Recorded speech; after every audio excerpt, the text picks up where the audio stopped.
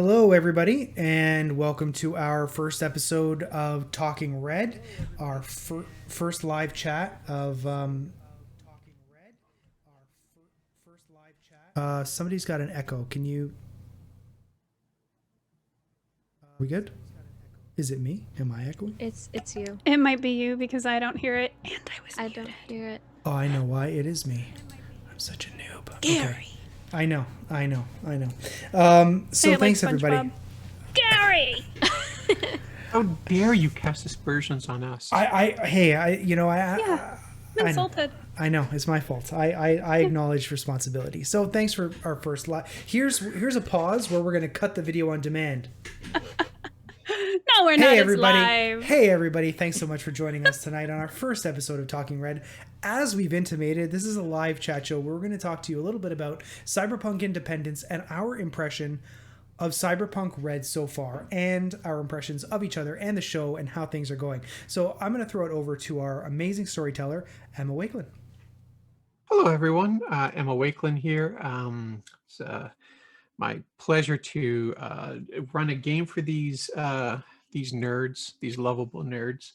I'm just having such a blast doing it. I think we're having a great time exploring the world of Night City and the madness that ensues on there. And I just love playing with each and every one of you. And it's although we're building our audience and we're just learning the ropes of this new system and really how to create a fun actual play. I think we're growing all the time, and we're, as my boss always says, we're getting better every day. So yay, team. Feliza, how about you? Am I muted? No, you're good. No, I'm not. Oh God, live shows are scary, guys. I'm really enjoying Cyberpunk so far. Am I allowed to talk about the other recorded stuff that we have recorded more? We've recorded. Don't give spoilers away, though. Yeah. Well, we've recorded more past the point of what has aired already, and I have forgotten most of what happened in the first few episodes. But watching the first few episodes and being like, oh yeah, that's why we do these other things later has been really, really fun. Rachel, how about you? I'm just excited to be here.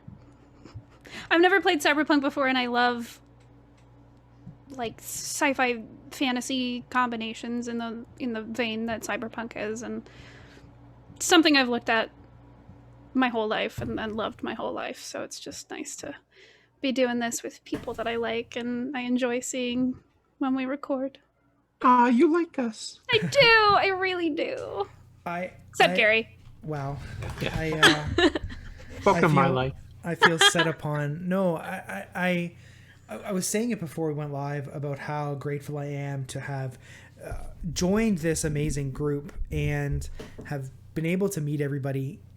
It's such a fun experience. And I hope that's really going through what we're putting to you when we play, because we are having a ton of fun. And that's basically all I've got to say. So I'm gonna toss the floor open. So let's talk Cyberpunk Red. Emma? Yeah, so Cyberpunk Red, the new Cyberpunk rule set that's we've been playing, we've been exploring over the last few months. And thanks again to Jay and the folks at RTG for giving us early access to the system. I think it's amazing. And the support they've been giving their actual play community has been fantastic as well. So I think it's a great improvement on 2020. I never played the third edition of Cyberpunk, but 2020 was a big part of my life when I first started gaming, and I think this really improves upon that. I'm having a great time doing it, and I think that it's an interesting contrast between Cyberpunk Red, which has I think been very successful at the gate. It's been leading sales, or been close to the top of the sales since it released at the end of November or the beginning of December. And it's been getting pretty good reviews, pretty rave reviews. And I think that's in stark contrast to the video game, which was so anticipated over these last few years. And I think we even mentioned in our session 0, which we recorded just before the game released, how excited we were for the game and how we thought that would really be the driver in the Cyberpunk discussions. But unfortunately, it's been the game's been a bit of a disappointment. But I can't say that about the game system, at least in my personal experience. What do you all think? I think it's interesting that both were so hotly anticipated, but the game 2077 was so hyped and so hot re-released. It was going to be the second coming of AAA games, and it was so contrasted by the smooth release of Cyberpunk Red, which everybody loves, contrasted to the 2077, which had a lot of problems. I think that's that interesting. I've enjoyed the system. I think the thing that I've been telling people about Cyberpunk Red is that the book is like 450 pages or 500 pages long. It's a relatively deep system as well, but it's not incredibly complex. There's complexity to it, but I would say that we all picked it up, and we're fairly experienced gamers, but we all picked it up very easily. And I think that's a testament to the system. I think a large part of that is due to the fact that in the book itself, you can kind of go off the rails, and if you know the system, do whatever you want, but it also comes prepackaged with, here's like basic equipment for a netrunner, here's the basic stats for a netrunner, and you can choose to do that or you can choose to do your own thing. But they kind of give you an example set to work off of, which is really nice. So you can just build a character like that. It's takes very little time. It's the rules are very easy to pick up. Honestly, yeah. Yeah. It's just daunting at the beginning because the book is like... Yeah, the book is intimidating, the size of the book. And really, when you look at, I wish my books weren't more than an arm length away, but the 2020 book was smaller and paperback. So you would think that the Red system would be infinitely more complicated and 2020 would be easier, but it's actually the opposite. I think Red is a very simple game to pick up. I mean, it has crunch for those who like crunch, for sure. It's not ICRPG at all, but it's certainly, I think, easier to understand and run, and the combat is definitely more streamlined than it was in 2020. It's basically a roll plus your skill to beat a DC. And actually, that's a funny thing. Did you guys know that you actually have to beat a DC, not just ties always go to the defender? So that's something I don't know if we've been paying attention to in our previous games. So we'll have to figure that out. If the DC is 17, you have to get an 18. So that's something we'll keep in mind. But yeah. Yeah, and y'all keep saying that the Cyberpunk book is really big, but it's definitely not the biggest source book that I own. Oh no. It's not. It's a normal size. Have you heard of Polaris? What's Polaris? No. Polaris looks like a really, really cool system. It's its own TTRPG system. I don't know much about it. I do know, however, that it is incredibly intimidating because there's like 3 source books. They're all the basic handbook, and they're all like that big. It's huge. It's absolutely massive, and I want to play it so bad, but I don't know any of my friends who know how to play it, so I have no one to explain it to me, but also I have no one else who knows how to play it, and I'm not going to just foist these tomes onto my friends and go, okay, read this, and then we'll play. I'm not going to do that.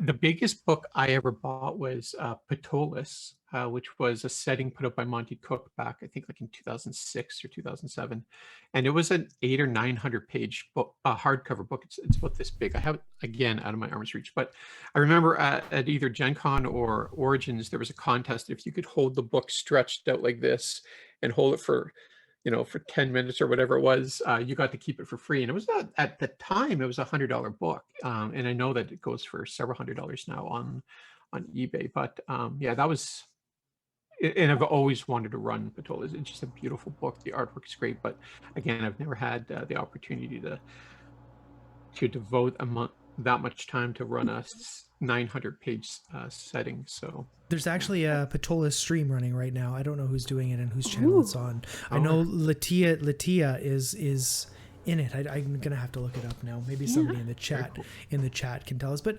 yeah, it's a great book. There's lots of flavor in it, and I think the fact that we got it in PDF to look at it before the book came out, before we saw the book, definitely made it seem less intimidating. Yeah. Oh, God bless the PDF where I can just Control F and find whatever I need. Yeah.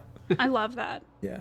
Yeah, I have the hardcover now, and it's so much easier for me to just bookmark all the things that I need, because I basically need 3 things consistently. They're all tabbed and labeled. So I'm like, is it number 1, number 2, or number 3? Yeah, I have when I'm running you guys, I have my iPad set up, and that's where I keep my monster stats, if you will, for or combat. And then I have quick rules. I have the hardcover there, and I have the PDF on my laptop. But that's my scattered brain way of doing things. But yeah, I mentioned to see like the folks that watch is like what your favorite part of the system is. I know when Rachel said she was going to be playing a Netrunner, my heart kind of jumped a bit, because in the years and years that I've been playing 2020, predominantly with my friend Corey, we never touched Netrunning. It was so complicated and so. That seems so weird, because when I think of Cyberpunk, or when I think of like futuristic punk like Max Headroom, it's all hackers. Like that. Yeah. That feels like the core. That's me. And that's absolutely right. But I think that's a common, from what I've read over the years, it's a common complaint, might be a strong word, but philosophy about 2020 was that Netrunning was way too complicated, and it took the player and the GM out of the action. So you almost had to run a separate game. And now with Netrunning, Billy's part of that team, and her turns take part in the initiative as everyone else, and I think that's really cool. And for a GM, a storyteller, it's much easier to run that. So good job, RTG. I think they did a great job. Not intended as a commercial for Artel Saurian Games, but we definitely do appreciate the system and the improvements that they've made over previous systems, for sure. What is everybody's? So we've done 2 episodes so far, and been really excited to share those with everybody. What do you all have as a favorite moment? The chicken. I love Sundance. That's it. And I know Amy's is probably going to be the mermaid, because that was a fun moment. I don't know. Yeah, that was great. I got to find a way, because that was part of that charity event that we did, that prequel.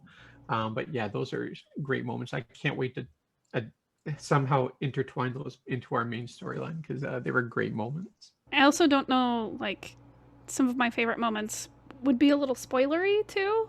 So I don't know how to talk about that. So I've actually watched all of the clips that we've taken several times, and out of what's been clipped by me and Amy, I don't know, I think we might have had a couple other people clip things from our live streams.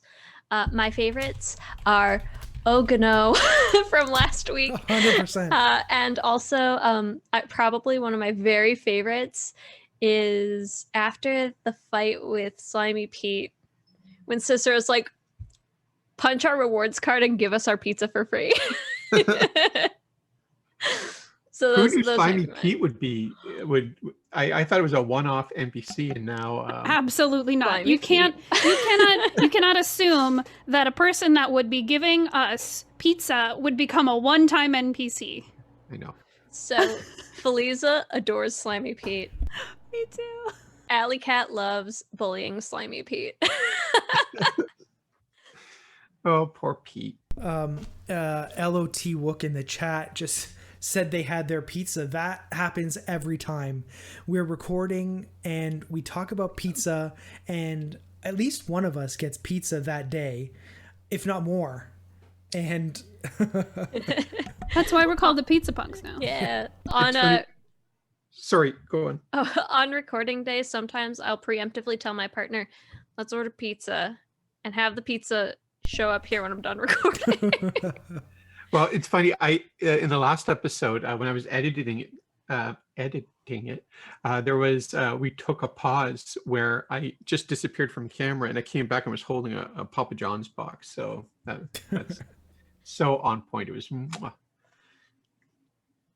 Yeah, my favorite part is all of those times where Cicero gets the better of Billy. So it's a lot. I like most. Sorry, of what we're when? doing. Give me an example. Is it the audio cue that I have on my phone of Cicero saying I'm not good at anything? Is that the part you're talking about? I know. I you remember are, but that what am part. I? That's my favorite part. I'm rubber, you're glue. Whatever you say bounces off me and sticks to you. No, that's been a lot of fun. The antagonistic brother sister relationship between Billy and Cicero, and it's not something that Rachel and I planned at all. Nope. It just not reflective of our actual friendship. No. It's just. But it is mine and Gary's. So 100%. It's a reflection of mine and Emma's friendship put on Petra, or on Rachel. Sorry, and it just happened so naturally from the very first episode, and I didn't know what was happening at first, but all of a sudden I got sucked into this vortex of Cicero. He wants to beat Billy and everything. He can't beat her in video games. No, he can't beat her in video games, so he's gonna try and tire her out with talking. Isn't that really one of the best parts about role playing? Is when you get those interpersonal relationships start fleshing out and becoming part of the canon of the world. I just love that part. That's one of the great 100%. Things about role playing. Yeah.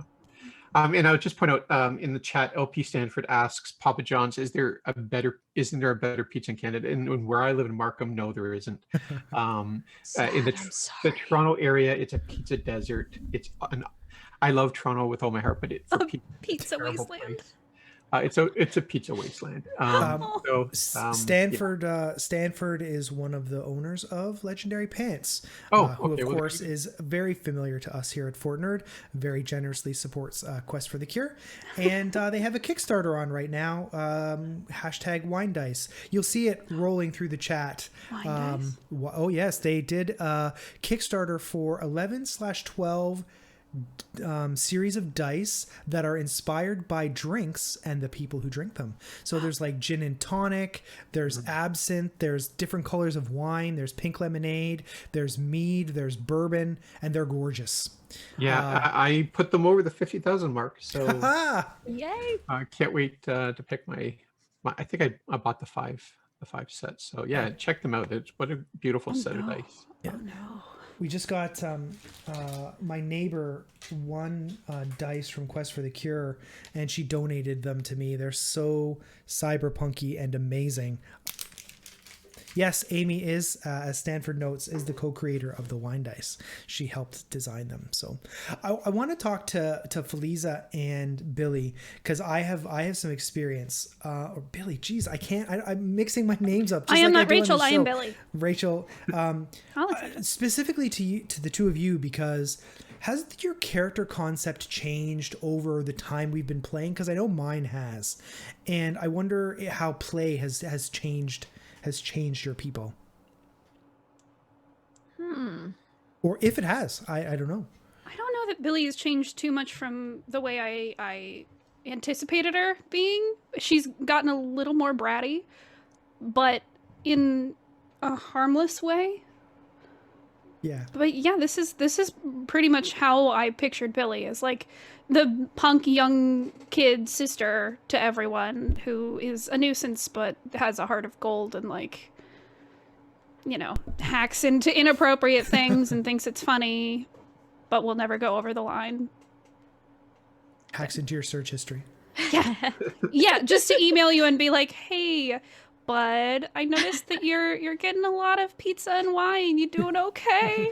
I'd be that kind of person. I definitely looked at your like very personal, private information, but because I love you. Yeah, I think she stayed the same. Feliza, what about you? From concept to episode, I don't know what we're on, 6, 7. Yeah, I think 6 or 7. Oh my god. I think Ellicat mostly has stayed fairly consistent with how I intended her personality to be.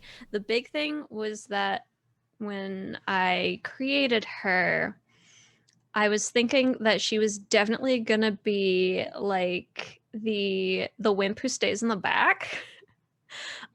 Because she's scared of things and she's small, like she's physically very small. And I was like, oh yeah, no, like like Alley is the shortest character I have ever played in a game, because if I'm going to play some fantasy game, I'm going to live out my personal fantasy of being big. But so Alley like a little tiny, and now she runs up in the middle of fights and home runs people's kneecaps. I mean, if you have a baseball bat, I kind of assume you're gonna be in the mix, because that just has some feral fighting energy to it. Yeah, she's got a baseball bat, a balisong, and 2 guns. I was like, she's gonna stay in the back and shoot. She's just gonna stay in the back. No. Nope. Nope. So, Cicero changed a lot from concept to initiation. Initially, I was thinking about making Cicero similar, still an orator, but very physically inept, no physical skills whatsoever, no ability to shoot guns, because in characters that I've made in the past, Emma and I played a campaign for Shadowrun. She didn't ever say this, but I'm pretty sure it ended because my character, I went crazy and it was just too powerful and it just wasn't fun. Like, she put all this effort into this one fight. I killed the guy with one shot, and so I wanted to do the opposite. I wanted to, as I've gotten older, I've wanted to focus more on interesting role play. And so I'm like, no combat whatsoever. And then at all of our pre-event meetings, Emma's like, the system's so deadly. Like, every time we had one of these meetings, my reflex went up, my gun skill went up, my evasion got maxed out. This was not the concept that I had for the character at all. It was going to be a lanky wallflower who was really great at talking to people, could find all the information you wanted, and never picked up a gun. Like, I think I in his initial concept, 1 point into handguns. That's it. And now it's like, and no point, and nothing but the 2 points you have to have in evasion. That's it. Oh my god. And now it's just like, Kuya, you need to stop acting like a big damn hero. Well, I will clarify a bit. So the reason we stopped playing Shadowrun was just because it was so complicated. And I thought it was absurd that at some points you were rolling like 30d6 as a skill check, which is, I think, just dumb. It was Pathfinder for first edition where you're the reason I never play that system again. Sorry, but I love Pathfinder, or DM, I should say. But I think the reason I stopped playing Pathfinder is similar to the Shadowrun. It was just about the time that 5e came out, or about a year after that, I stopped playing Pathfinder, because 5e was just so much more streamlined and easier to run and play. And Cyberpunk Red, I can't imagine myself ever going back to Shadowrun, to be honest, because I think Cyberpunk Red as a rule system is better. It's more streamlined. I think it's a touch more in line with modern gaming philosophies. I mean, I do love Shadowrun's setting, and I like the idea of orcs and dwarves and such being part of a modern world. But yeah, I just think Red is I can't imagine going back to Shadowrun. Red is just, I think, a superior system. And I there's lots of ways to add a bit of crunch to the system for people who want to add supplemental stuff, without bogging the people down who just want a more streamlined experience. Yeah, and I can't wait to see what happens with their upcoming releases, because Cyberpunk 2020 was kind of famous for their what they were called Chromebooks, and there were their version of Splat books.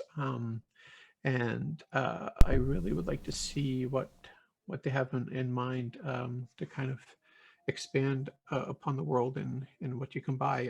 But yeah, so far I think it's really cool setting. Feliza, I know we got a couple questions from people. Do you wanna hit us with those now? Uh, sure. Am I in charge of the questions? I No, can't. you I don't you know have. what you're doing. I know there's at least one. So what's the? I don't have any.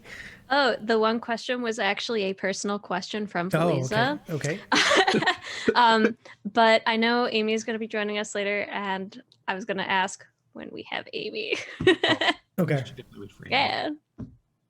All right. So I want to ask Emma, when you were concepting the NPCs, Yeah. are there any NPCs that aren't based on someone you know personally?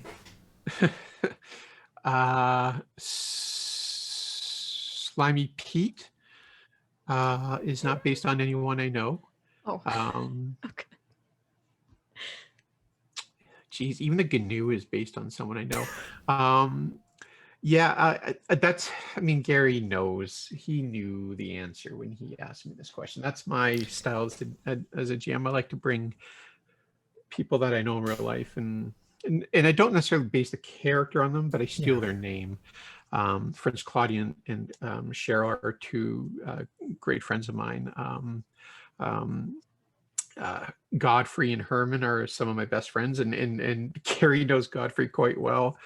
And Godfrey is the opposite. The real person, is the opposite of. He's not dumb, and he's not slow-witted at all. But I just when I had this picture of a Godfrey in my mind, um, I just had to give him that name. Yeah. So and Jim, who's dead. Yeah, he's basically, yeah. So yeah, basically everyone. If I know you, you're going to be in one of my worlds. That's how I roll. I think. And to be honest, I think the other part is because I'm a trained improviser. That's I can only script so much. So that's where my little yes and brain will pull um, characters out from people I know. So that's where you get that. I think that brings us to the next and probably the most important segment of our entire Talking Red show, the agents. So far, we've seen two. We've seen Mike and Wild Bill. I'd like to. Buffalo Bill, thank Buffalo you. Bill, Named sorry. after a famous cowboy, please. Yes, please. apologies. And I'd like all of you to sort of talk about, because really the three of you, my agent hasn't been revealed. Oh God, is it just William Shatner? No, but Sure? Spoiler alert, my agent is housed in a circa 2004 BlackBerry case. Oh, I was gonna say, is it the Nokia flip phone that's like No. indestructible? You've already mentioned the BlackBerry Yeah. in previous episodes. Oh, I did? Okay. Yeah, you're All like right. 2006 BlackBerry. I may or may not have been searching Kijiji for one of those phones as a prop. No promises though. So we've got Buffalo Bill and Mike. So that was really a combination of both of you and Emma. So why don't we talk a little bit about how that character emerged, the relationships between the agents? Because I think really, I mean, I unfortunately I'm not involved, and it pains me to say it, but it's probably the most interesting part of the show.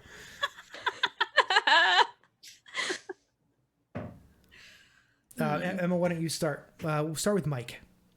Well, Mike, it's funny because when it was it was about a month and a bit from our first episode to where it aired, and I edited it. So I really got to, and we were about 3 or 4 sessions in before we broadcast that episode. So it's really interesting to see where Mike was in that first episode, and I kind of pulled back a bit and tried to get back to that original. But yeah, Mike, I'm just playing as sort of as a 15-year-old teenager who just hates his parents. So that's the character development that I get in that. And that it's every IT person I've ever hated. Yeah, my concept for Mike originally was that I looked at Alley Cat's actual stats and skills, and because of how I wanted to create her as a fixer, I was like, okay, well, she needs to be very charismatic. She needs to be very good, very empathetic and be good with people. I have to take those points away from somewhere, and they all came out of tech. She has like 2 tech points. So I thought, well, canonically, then she's just really terrible. She's probably the person who calls IT and they're like, did you try turning it off and turning back on again? And she turns it off and turns it back on and it works. And then I was like, oh, that's perfect. She has an AI that talks to her and manages her business, which is a phone that she doesn't understand. Nice. And why don't we start with you this time, Billy? Buffalo Bill, the origins of Buffalo Bill. Where did that start? Funny enough, I didn't realize I had, because this is my first time playing Cyberpunk. Mm-hmm. So there's still a bunch about the system that it's like not going on up here right now, for the time being until I learn it. But I didn't realize until I guess episode 2 or 3 that I had my own agent. Right. I just had one. I didn't have to like purchase it or lose any points for anything just to have it. So I was messaging Emma at one point. It might have been in the middle of a play session, and I was like, I have an agent? And we just kind of figured it out there, and I was like, of course it's going to be cowboy themed because Billy, like, she has a little light tattoo of a sheriff's badge. She just, I don't even know where it came from. It just kind of popped in my head one morning. Oh, she's going to be a weird little cowboy brat. So I ran with it. And Buffalo Bill, I think Emma really took the reins with the personality, but I love that they're just like best friends. I think it's so cute because that's very much like in a video game, you know, the sidekick character would be the best friend of the main character and they like get along super well and they help each other. I thought it was perfect. Yeah, my heart soared because I love westerns and I love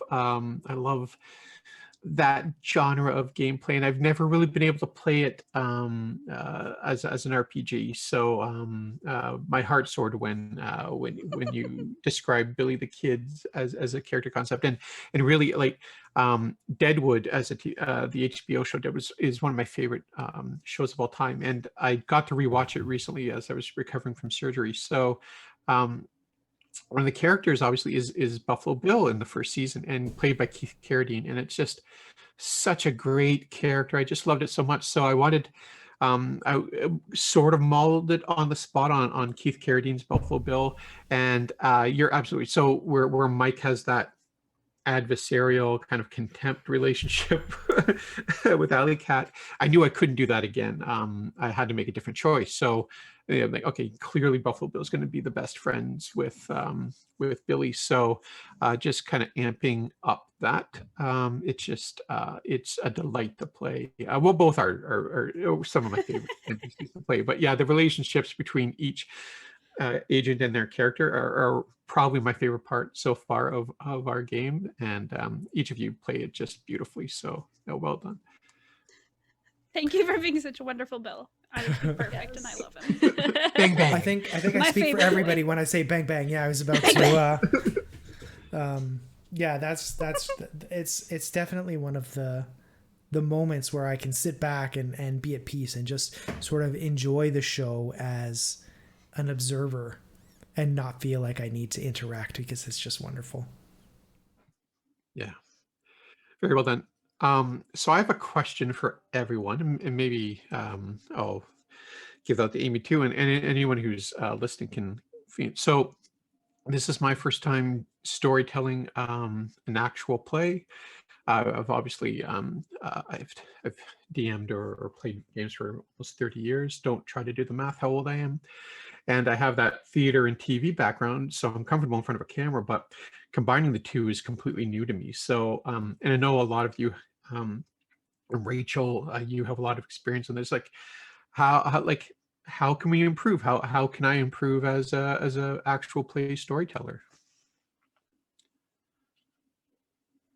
Emma, I think you're perfect. So Yeah, honestly, I'm having so much fun.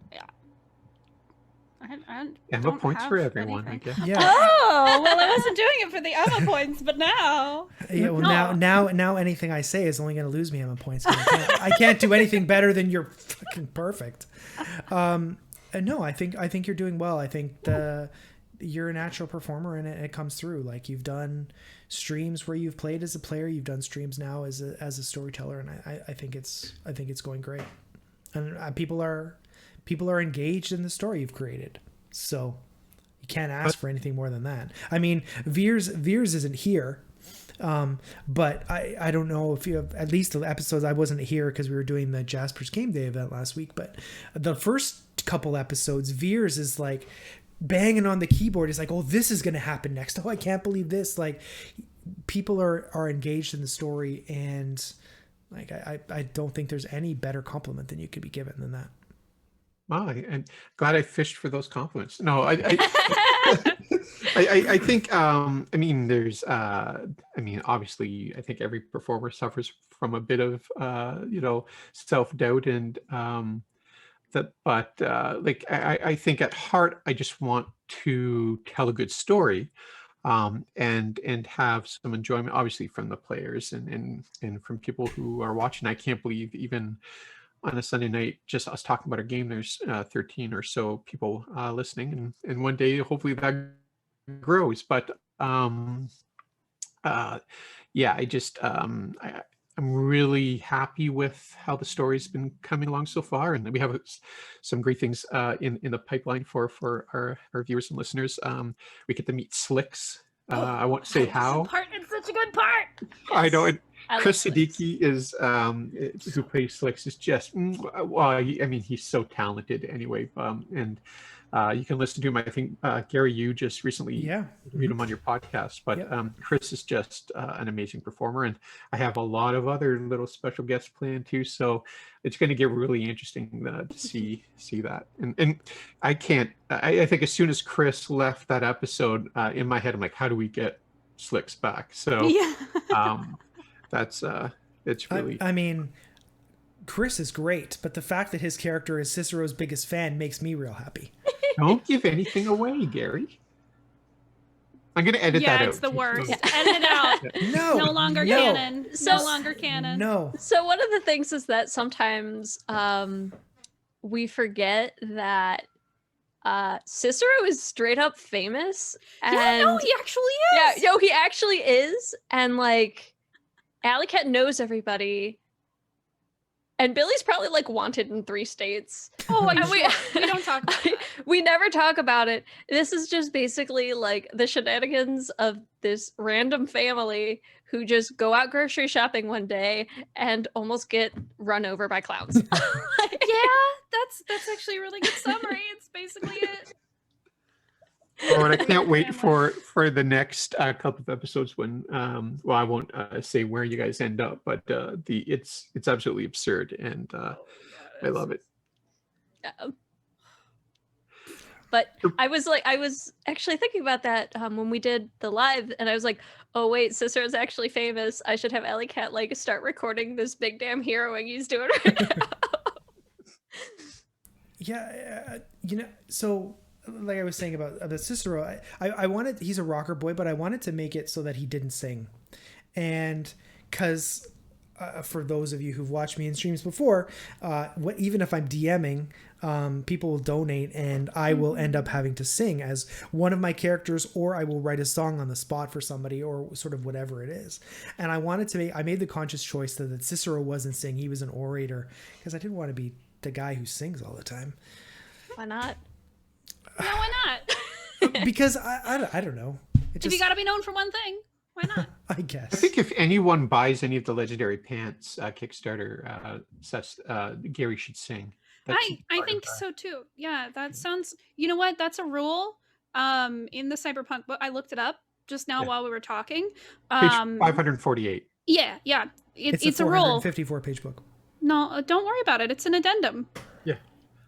It's a DLC. Don't worry about it. But so the point being, it's part of the rules. You have to sing. Are you saying that for every backer, I have to sing a song? Yes. Yeah. There's Yes. 932 backers right now. At least 932 songs. yeah. Y'all I At was come really- least like 2 lines. I was A medley. I was really hoping when I put up the tweets asking people for their questions, I was like, oh man, I really want someone to ask Gary to sing something as their No, question come for on. this show. Can I put in my question? My question is, Gary, sing an Elton John song that isn't Rocket Man.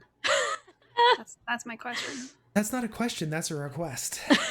Okay, fine. Gary, can you sing an Elton John song that isn't Rocket Man? I could. Your song. Do it. I'm not going. I could. I'm not going to, but I could. Well, then I think you're a liar. Oh, so I'm leaving this podcast. I'm leaving. Bye. So when we are all allowed out and traveling again, I think that we should go to cast karaoke in one of the 3 cities that we are located in. So my question for you is, what song are you making everyone sing? Gary, what are you making people sing? Gary is the only one who doesn't have to sing a song Doesn't have to sing. and has to make everyone else sing. So what are you Listen. making us sing? Okay. I don't okay. know if you guys know this. I am a classically trained opera singer, so I will sing the hell out of whatever you put in front of me. All right. So, D, I see your question. We'll get to that in once we're done. Okay. So, what is everybody going to sing? That's interesting. Okay. So the interesting thing is, I'm not really a music guy, so now I have to rack my brain. The song that is really resonating for me with Billy is actually one of my personal favorite songs, "Shake It Off" by Taylor Swift. Just the energy of that song really speaks to me as I hate you so much. Billy. I hate you so much. As Alley Cat,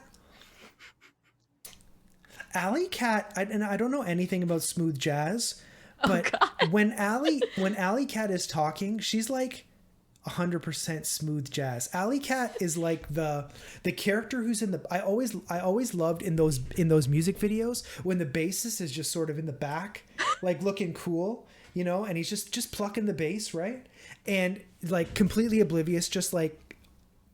Just into the cool of it. That's Alley Cat, 100%. Tab. Not What's New Pussycat, but Alley Cat.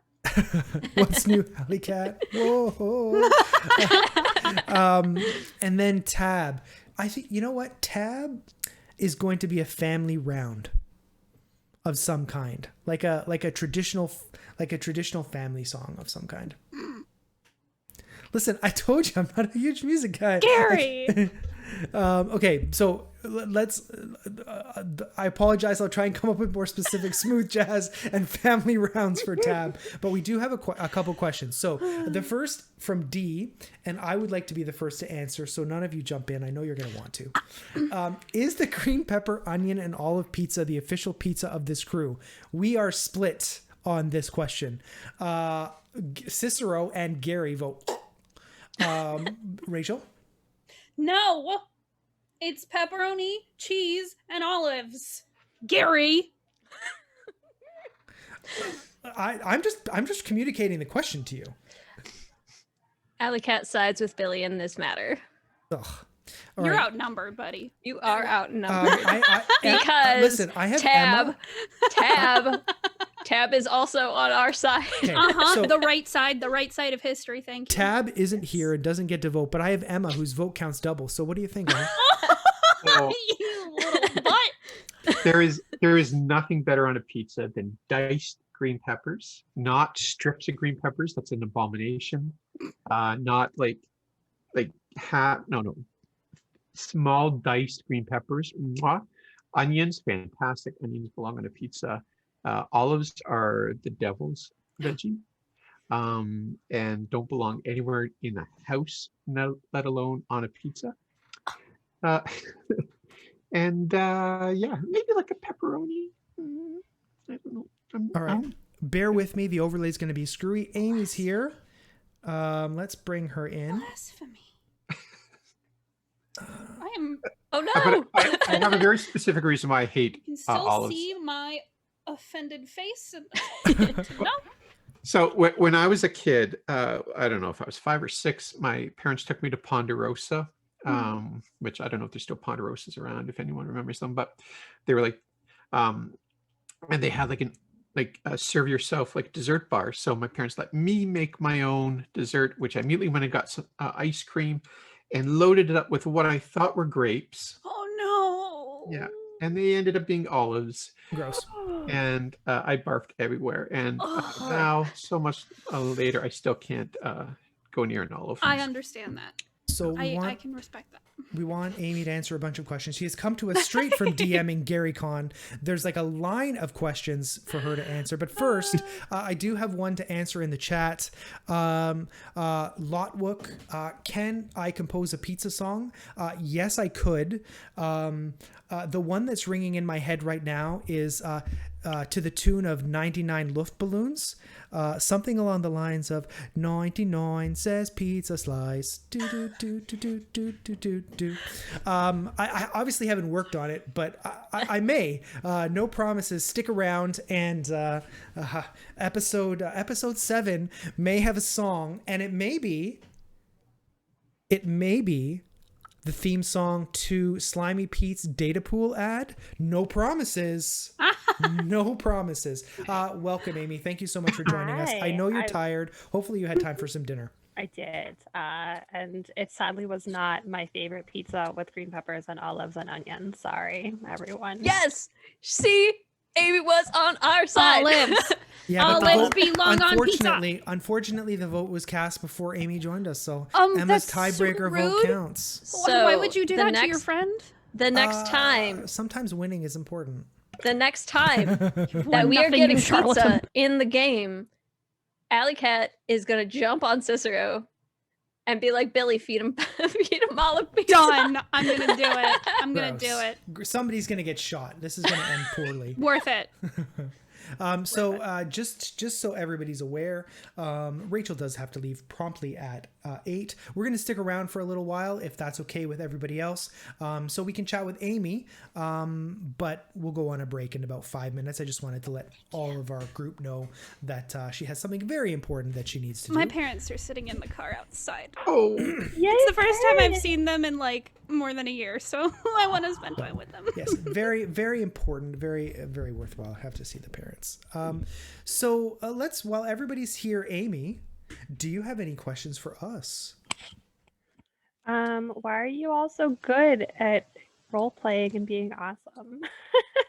I know you are, but what am I? Sometimes I feel like I am just like learning so much from all of you in that both like how we're playing the game, but how to riff off of each other and improv and stuff. And I know that at least 2 of you have comedic training and 3 of you have like theater training, and I'm just like, I like D&D. So when I am able to remember to roll the right die for my skills, I just wanted to say how much I appreciate all of you. And like I like, this is weird because like I feel a little vain when I go back and I watch our recordings. I'm like, we're funny. Yeah, no, I'm sorry. I'll be vain for all of us. We're fucking hysterical. I think we have great chemistry at the table too, which is not, you can't force that. It just happens. And sometimes it doesn't happen, but it did for us. I think we've gotten really lucky. Our group is so good. We are. We're the best. Well, yeah, no, I just wanted to start a mutual admiration society amongst ourselves, obviously. excluding Gary. Excluding Gary, naturally. But, Because you have see, wrong opinions about pizza. this is the abuse that I take, y'all. I need an intervention and I need some help. Listen, my mom's in the chat. Be nice to me, Rachel. You'll understand. No, she I'm won't. sure she she loves knows. me. Yeah. She's gonna call Not me to up. say we don't She's love gonna- you, but she's also gonna call me you're up wrong. and she's gonna call me up and she's gonna say, "Oh dear, they were so mean to you. Do you want me to Because talk we're to them?" American. Is she from Minnesota? No, Oh, she's yeah. just the Oh, yeah. sweetest. She's the sweetest lady you'll ever meet.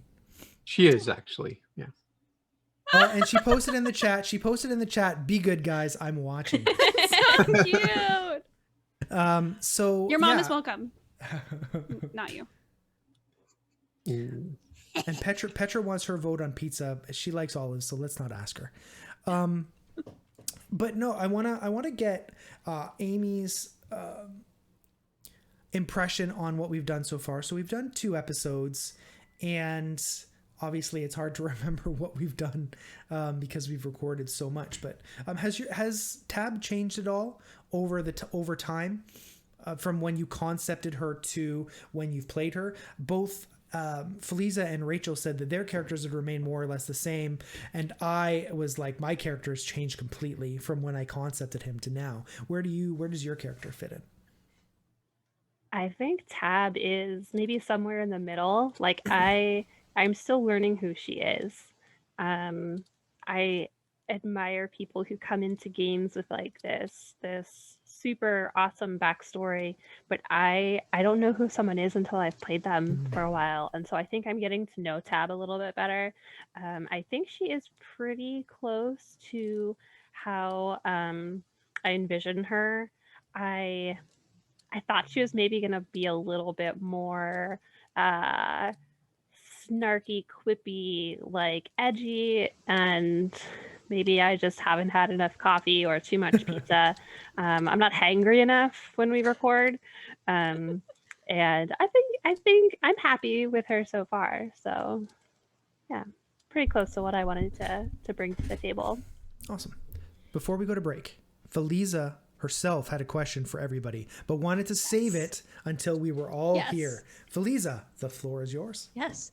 So, everybody, if a song played every time your character showed up, like some kind of WWE theme song, what song would it be? Can I go first? Because I know Yeah. I've thought about yeah. this since I saw it in the chat. Either the John Cena theme, which I think is very appropriate for Billy in its ridiculousness, but also the Davy Crockett theme. Oh, There's just Wow. like 8-bit Davy Crockett. that's pretty cool. Instead of hearing that theme though, I started hearing like the whistling theme from the Andy Griffith Show. So that's what I'm gonna think of. Oh, Okay, Instead. so That's a good to one. clarify, before you joined, Cicero was asked to give a song to everybody. I couldn't come up with one for you, but Okay. Family Round was the genre that I came up for Tab. So the Andy Griffith theme fits perfectly in that genre, I would say. There you go. I don't know of karaoke places that would have it. Yeah. However, your mother in chat says about singing Gary, you're a soloist in an orchestra. I mean, yes, technically that was true. I would like some stories about that eventually. Eventually, yeah, sure. Now's not the time. We're running short. We have 2 minutes. Thanks, Mom. No, she betrays me.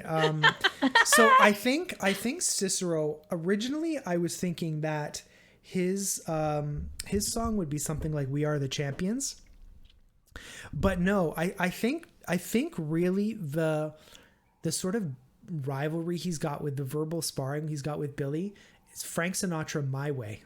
Ooh. I was picturing something like a Matchbox 20 song. No. I don't know why. Sinatra. That feels so Cicero. Superman? Sure. Probably, yeah. Yeah, sure that works. Look at that nose wrinkle. Rockstar by Nickelback. That's it. We've decided for you. No.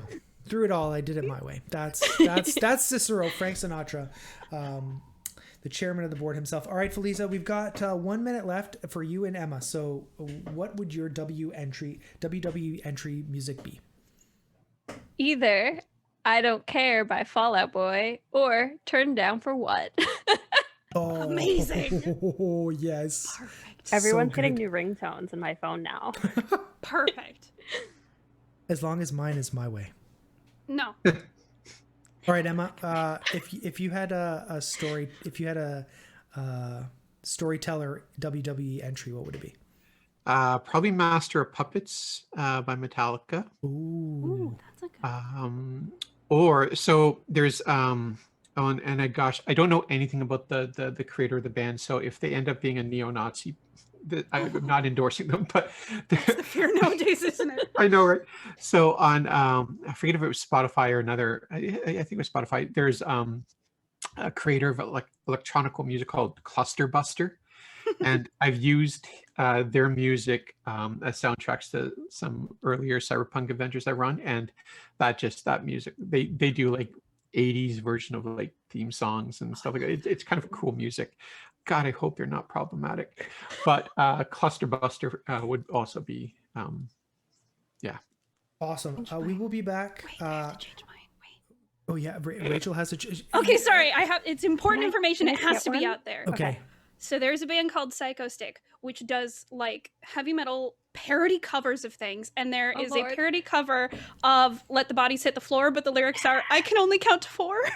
Oh my God, It's amazing. That would be. I'm writing funny. that down. Psychos. I can only count to 4. Psycho Stick. It's all the most humorous music. Oh my God! Please listen. It's Awesome. so funny. All right, we are going to take a quick break, and we will be back to talk to Amy about Tab and some of her experiences playing Cyberpunk Red so far. And we will say goodnight to Rachel, who has very important things to do. Thank you to everybody who's stuck with us so far. We'll be back in about 5 minutes.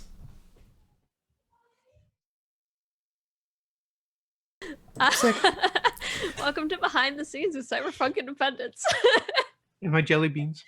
So, yeah. Luckily, nobody was like scratching their eyeball or anything. Amy wanted to talk a little bit about your impressions of the show so far, from episodes 1, 2, 3, and 0, 1, and 2, and the prequel. We all talked a little bit about our favorite moments. What have some of your favorite moments been? I really appreciate the love-hate relationship that Billy and Cicero had. I really appreciate the love-hate relationship that Alley Cat and her agent Mike have.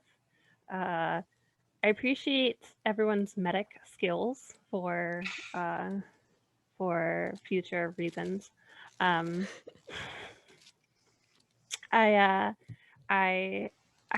think we've, like Rachel mentioned, may have been on or off camera, I'm not sure. Like, we just have a really good rapport with each other, which is pretty good considering, like, I only, played with Gary and Emma once and played with Feliza separately, and I'd never met Rachel. So, like, well done, storyteller, for bringing all of us together and giving us the opportunity to cause some trouble. Well, I like it. I really wanted a female-centric party, because I've never really had the privilege of DMing an all-girl group. But then I realized, Gary, we should have Gary as well. He's always a great time. And you suggested Feliza, which just worked out so well. I'm so happy that Feliza joined us. And Gary recommended Rachel because I had never played with Rachel before. So it's just turned out really, really well. So yeah, and we hit it off, I think, right after we met. So Absolutely, yeah. We bonded over aneurysms, I believe. that's more deck. April 24th. I'm How excited. crazy is it playing with Ed Greenwood? That's It's Yeah. surreal. Where it's like, but people say like, don't meet your heroes, but like, here's Ed Greenwood being like a totally normal dude, just a sweet man. And Yeah. to me, Ed Greenwood loving my character, like I can die now as a gamer, right? I can just die. Don't die. Yes, please don't. Please don't. We love you. Yeah, Like, figuratively. it's definitely surreal. We play in an ongoing game with Ed Greenwood. It's pretty cool. I mean, it's for a great cause. We'll have more info on that. But April 24th, Team Squad Up as normal. Quest for the Cure, episode 3, 4, something like that. I will continue the adventures of Dr. Mordek, Shadows Across Rooftops. Thorond, and all of the amazing people. And there might be a chance for you to participate. There'll be more info on that as well. If you register as a fan for Game 1, you may have the opportunity to participate in the show. So keep your eyes out for that. But I digress a little bit. That's what we do. Yeah, it's why we sign on to our game, start playing at 6, and we start recording at 6:40. That's what friends are for. Yeah, we need to catch up. So, I agree with you. I mean, we all sort of said the same thing. We're so lucky that we found this little family of nerds, and yeah, I feel encouraged and lucky every time we get together. So, especially when I beat Billy in a verbal spar, which is often, as I mentioned at the top of the show. I love that we're building a community too with people that watch our actual play. Like, it's amazing that people are tuning in every week and enjoying this. It blows my mind. Yeah, like I get messages from some of my friends on Twitter, like, "Oh, what are you airing tonight?" And I'm like, "You mean you watch?" Like, it feels so indulgent to be like, "Hey, come watch us on the internet." When there's so many options, and to have people who are invested in the game and the mechanics and our characters, it's really cool and a little surreal. So Yeah. we're glad to have everyone around. Amy, you and I have a connection in Cyberpunk Red that Rachel and Feliza don't, is that our agents have yet to be revealed as NPCs developed by Emma. Do you have a sense of what your agent is going to be? Have you put any thought into it? Or I have. Yeah. I think. You tell. Yeah. She grabs her pen. Her name's going to be Cecilia. Ooh. And I kind of picture her like Friday from the Avengers movies, or is it Karen that Peter Peter Parker has in Homecoming? Karen, just like that sort of like friendly, like cheerful, like not quite as overly enthusiastic as Billy's agent, and definitely not as snarky as Mike. But just in that sort of like that, like, "Hey Siri," like kind of way, but a little more chipper, a little bit more upbeat. I think Tab needs a little bit of that. That's cool. Less bickering in her life. There's a lot of that from. I already think that Cicero's going to call her Auntie Cecilia. Because what about you? Do you have your agent? Yeah, I have some ideas. I haven't yet settled on it beyond it's the 2004-2006 BlackBerry.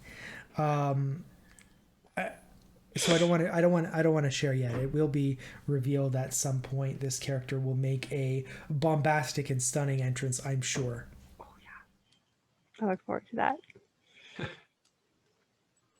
Be like, you'll just like pull out your agent and be like, "I'd like to play Snake, please," and like your grayscale, screen. That's maybe probably why Cicero is such a terrible texter, because he has to like T9, like hit every key to get the letters. Okay. First of all, BlackBerry pioneered the smartphone. There's a full keyboard on that shit. Okay. I know. That is some Canadian innovation. Don't give me a hard time. Yours would still. Wow. First of all, he's a great texter. It just all he types is K. Period.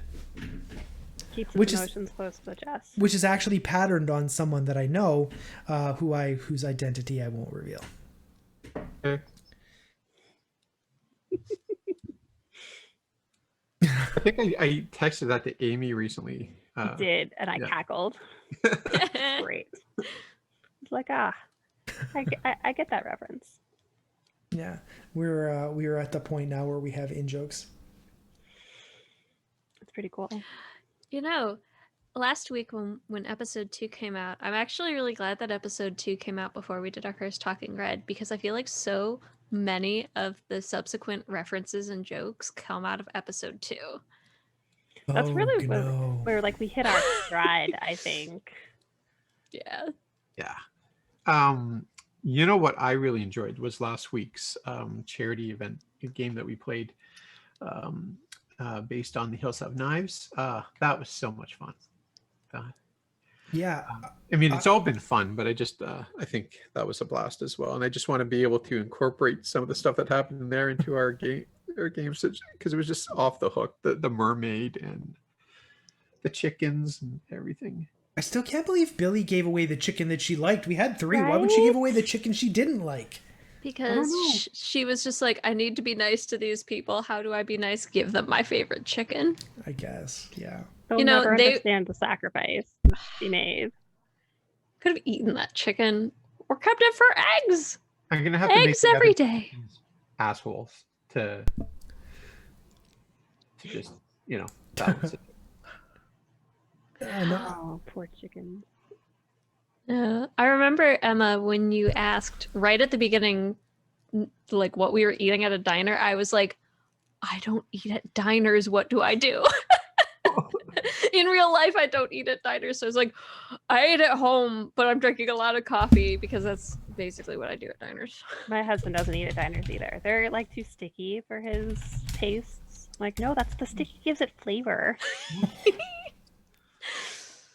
I love diners. I miss diners. Yeah, I miss diners too. I I miss milkshakes. restaurants. Yeah. I miss milkshake. I miss pizza. Yeah. Well, wait, don't they deliver pizza? They do. I haven't found like a really good pizza place around here, so I'm just sort of like, okay, like, Because Philly style is nothing. yeah. you don't have nothing. a Big Brother's gourmet pizza where you are, I guess, huh? No Detroit style to be found in this city. Well, we were Nary a slice. so a couple friends of mine and I are talking about potentially going to GameholeCon if everything opens up. And there's apparently Chicago is right on the way, so the talk of having Chicago style pizza when we go in Oh, at the end gosh. of October. So Chicago deep style. It's so good. So good. have y'all ever heard of Boston style pizza? No, What is Boston style? It's I like don't New know. York style, but more racist. There's a restaurant on the way to our friend's house where we go, like where we used to go for our weekly D games, and it just says Boston style pizza. I'm like, I don't know what that means. oh, I don't know either. I don't care enough to look it up. I mean, I might after this, but like, that doesn't mean anything. It doesn't like intrigue me to go in. You know, like I just don't know what it is. One of my favorite styles of pizzas is from Scranton, of all places. Really? Oh, Yeah, and they it's the cheese they use. It's like a soft, almost like Like a goat's- farmer's cheese? Yeah, it's really good. So Ooh. I don't know. Yeah, if anybody cares about our choices of pizza, but Scranton Pizza's up there. Yeah. If We they were don't asked- care, they're in the wrong place. Well, yeah, exactly. Stanford put Old Forge Pizza all in caps. Yeah. Good. Yeah, that's probably it. I think. Yeah. I still don't know what that means, Matthew. Like, I don't know what a Boston style pizza is. He'll Google it for me. Or It'd is be she? great. Or is he referring to me and the Scranton? Because it was right on Main Street. Oh, maybe he Yeah, is talking about we need a you. clarification. We need a strong clarification. Okay, oh, it's yeah. Emma. Yeah. Okay. Yeah. Okay, yeah. Well, fine, Matthew. So for Southern Ontario is a pizza wasteland, as I've mentioned. Although normally, what real Torontonians do, we go to Buffalo, New York, and we go to Sammy's in Niagara Falls, but we can't because the border's closed. But now there's a Windsor style pizza place that just opened up in Toronto, and Windsor style is even better than Detroit because they shred their pepperoni. Oh. And they use a special cheese that the entire city of Windsor uses. So I'm very excited to try Windsor style pizza here. And are they legally required in Windsor to use this cheese? Yeah, like, is there some sort of like cheese like conglomerate or like? Yeah, is it like a local, like, is it a law? Is there a cheese mafia? What? well, funny you should Why? mention. So Windsor's a very strange city, right? So It's the Canadian Detroit, and the people there, they don't put up with nonsense. And I think if someone were to use a different type of cheese, they just would not put up with it. And they're bringing in tunnel barbecue sauce, which, yeah, Google it, tunnel barbecue sauce. It will blow your mind. You may not come for the role play, but come for the food tips. We are Right. all We're about going the on a food tips. food yeah. tour. Yeah. Oh yeah. Listen, half of our actual play is about pizza. So It really is. It really is. We will someday do our Cyberpunk Independence Pizza tour. It'll work out. If y'all come to Philly, what we will do is do the South Street, the Philly taco, or South Street. They call it also like South Street sushi. And we will record Gary eating it. I was Why? excited because there was a guy from Philly who moved to Toronto, and he opened up a real Philly cheesesteak place with a big vat of cheese whiz. And it's a personal pet peeve of mine when anybody says they have Philly cheesesteak on the menu and it's clearly not. I just get I hate when people appropriate other, like there's a website called Is This Poutine, and it's mostly American restaurants, and invariably no, it's not poutine. It's something gross. So I love me some chili cheese fries, though. I am 100% pure Midwesterner with Philly glaze on top. Yeah. Chili cheese fries, bacon cheese fries. I had bacon cheese fries last night. yeah, when you come to Toronto, I'll take you to Smoke's Poutineery. Oh, That sounds delicious. on purpose? Yeah, Smoke's is amazing. No. It's Apparently, Gary has capital O opinions about that. oh. KC barbecue all the way is what Stanford is saying. Kansas I'm more- City style. Yeah. I'm more of a North Carolina barbecue girl. Is that the one with the Ow. mustard? Yeah.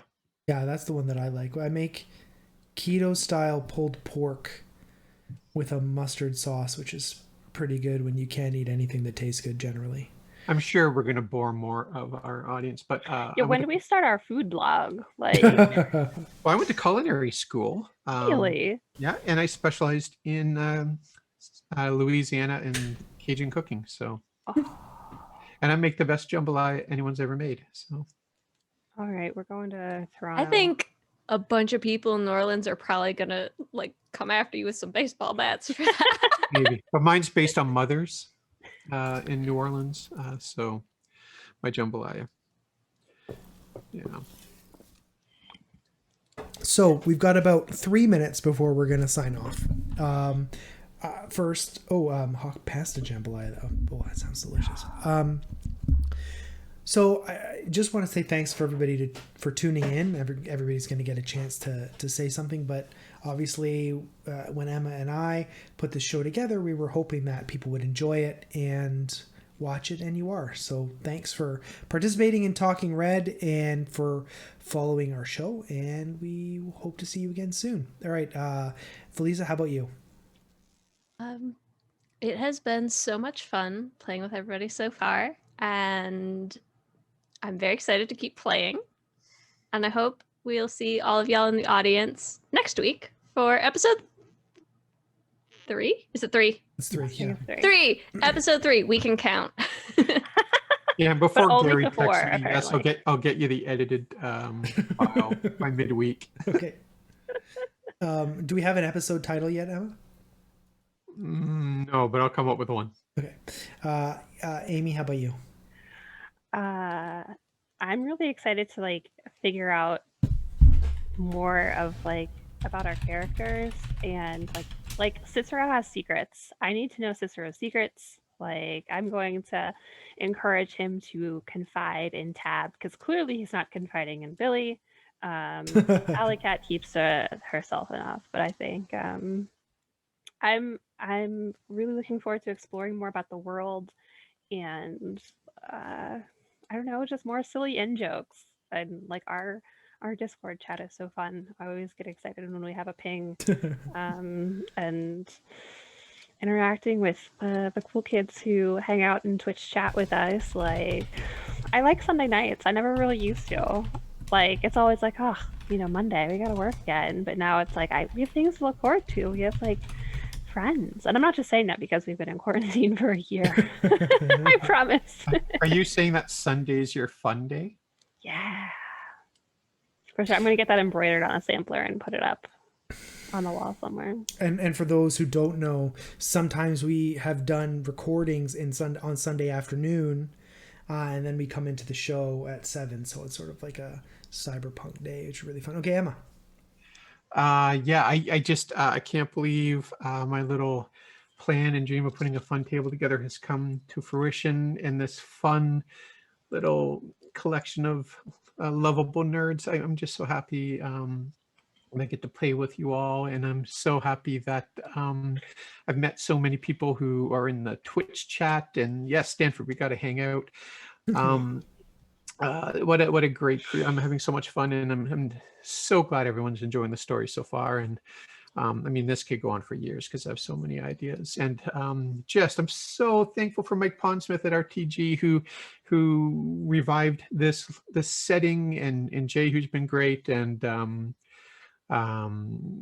who's been so supportive of actual play. And there's a couple of changes we have to make in our graphics to come in line with their new standards, but they've just been so generous in their support and what they've given us. And what a great company. And Maximum Mike has created such a wonderful sandbox to play in. So thank you to everyone there, and thanks to each of you for playing with me. This is so much fun.